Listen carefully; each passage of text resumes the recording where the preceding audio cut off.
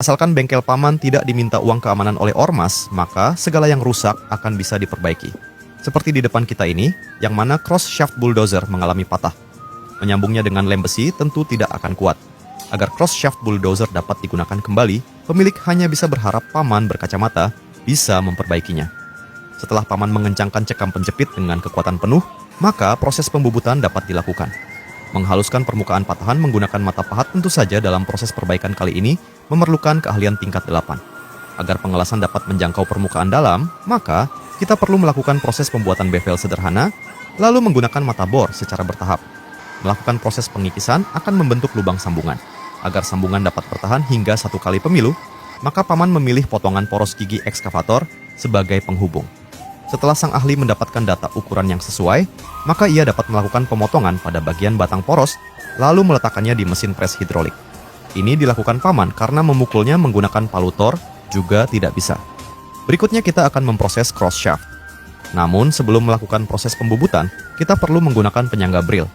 Setelah penyangga bril terpasang sempurna, maka kita dapat memproses bagian ujung cross shaft dan melakukan pembubutan secara bertahap, baik menggunakan mata pahat maupun mata bor. Kini diameter lingkaran lubang yang dibuat memenuhi standar penyambungan. Namun sebelum melakukan pengelasan, paman berkacamata perlu melakukan pengukuran panjang alur gigi. Dalam proses ini tentu saja memerlukan ketelitian dari paman berkacamata. Sedikit saja paman lengah, maka siap-siap mesin bubut diangkut oleh ormas. Berikutnya kita dapat melakukan pengelasan menyeluruh menggunakan kawat las berkekuatan tinggi. Karena pengelasan meninggalkan jejak yang kasar, maka kita perlu melakukan proses pembubutan kembali. Sekarang permukaan sambungan telah halus dan mulus. Namun karena penyambungan mengakibatkan panjang alur gigi berkurang, maka kita perlu kembali membuat alur gigi. Meskipun paman berkacamata tidak memiliki alat yang canggih dalam membuat alur, paman hanya bisa membuat alat penyangga edisi terbatas yang tidak dijual di toko online sekalipun.